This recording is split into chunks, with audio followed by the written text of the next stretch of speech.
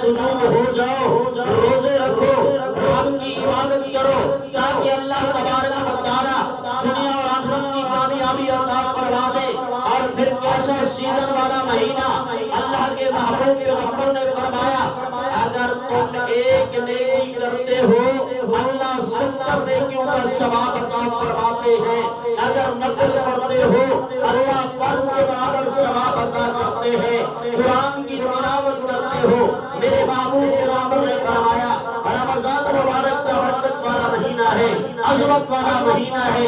ایک ایک حرف پر اللہ تبارک و تعالیٰ 7000 نیکیوں کا ثواب عطا کرتے ہیں۔ تو میرے عزیز دوست اور بھائیو کتنی بڑی بات ہے، لیکن اس برکت والے مہینے کو بھی علیہ باللہ ہم نے دنیا کی کمائی کا ذریعہ بنا لیا۔ بہت سارے دکان ایسے ہیں، دکاندار بہت سارے تاجر ایسے ہیں، اللہ معاف فرمائے ذخیرہ اندوزی کر کے رمضان مبارک کے برکت والے رحمت والے مہینے کے اندر حرام کی کمائی کر کے میرے عزیز دوست اور بھائیو فخر محسوس کرتے ہیں کہ ہم رمضان مبارک کے اندر ہم نے اتنا بینک بیلنس بنا لیا، رمضان مبارک کے مہینے کے اندر ہم نے اتنا رقبہ حاصل کر لیا، رمضان مبارک کے بابرکت مہینے کے اندر ہم نے ذخیرہ اندوزی کر کے اس مال کو فروخت کر کے اتنا مال و متاع حاصل کر لیا۔ اللہ فرماتے نا اس پر اترانا،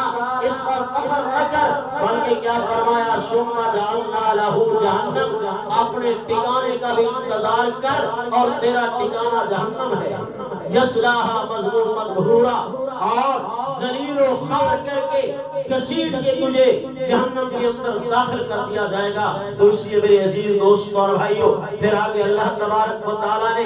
دوسرے طبقے کا ذکر فرمایا، وہ اللہ کے نیک بندے، وہ اللہ کے پیارے بندے، وہ خوف خدا رکھنے والے، وہ ہر وقت اپنے رب کو جو یاد کرنے والے ہیں، رب کے سامنے سر بسجود ہونے والے ہیں، رب کی مان کر اپنی زندگی کو بسر کرنے والے ہیں۔ فرمایا وَمَنْ أَرَادَ الْآخِرَةَ